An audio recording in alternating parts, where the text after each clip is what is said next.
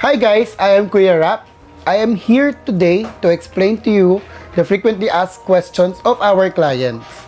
So number 1, ang daming nagtatanong sa akin, does paint protection film really work? Actually, maraming benefits ang paint protection film. It added protection, a layer to your car. Pagka halimbawa, masagi ka ng motor and pwede mo tanggalin yung pinaka paint protection film. And another question sa amin ay, how long does our paint protection film last? So, here at Donero Carfoil Manila, we have 5 variants of paint protection film. So, starting from the cheapest up to the most expensive ones.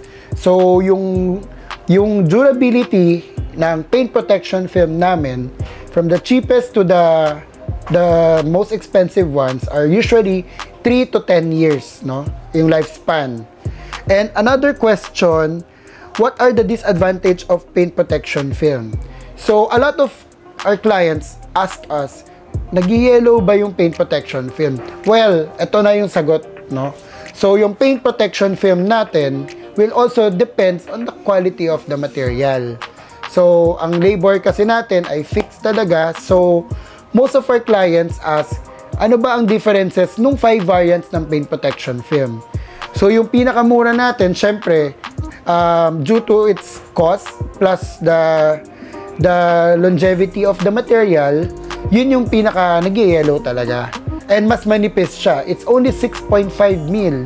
Kasi our material can go as high as 10 mil. So, yun yung, we have 6.5, 7.5, 8.5, and 10 mil.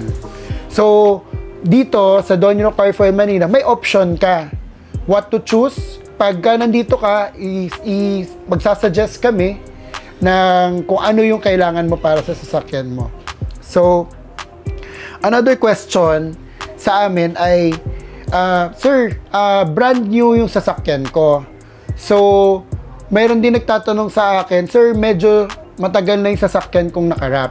So, nothing to worry about it, or nothing to worry, kahit matagal na yung sasakyan mo, nakarap or hindi nakarap, pwede nating i-paint correction bago natin siya i-paint protection film. So, it doesn't necessarily mean na luma na yung sasakyan mo, hindi na siya pwedeng i-paint protection film.